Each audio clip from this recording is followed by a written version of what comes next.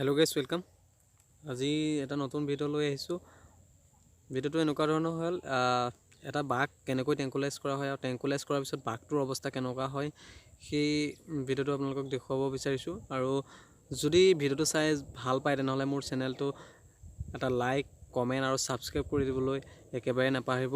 আহক আমি ভিডিঅ' এটা ক্লিপ আছে, সেই ভিডিঅ' ক্লিপটো দেখুৱাওঁ আৰু কেনেকৈনো টেংকুলাইজ কৰে বাঘটো সেয়া আমি চাওঁ আহক।